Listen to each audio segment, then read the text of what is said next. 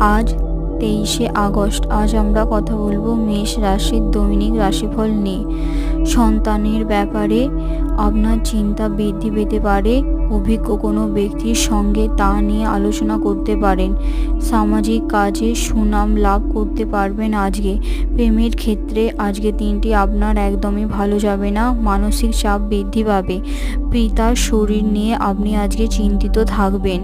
গুরুজনদের সঙ্গে বিবাদ বাঁধার সম্ভাবনা রয়েছে। আজকে আপনার পেটের ব্যথায় কষ্ট পেতে পারেন। আজকে আপনি আপনার শত্রু বৃদ্ধি হওয়ার সম্ভাবনা রয়েছে। আজকে খেলাধুলায় নাম করতে পারবেন। আজকে আপনি আপনার শুভ সংখ্যা আজকে 48, শুভ দিক অগ্নিকোণ এবং শুভ রং লাল।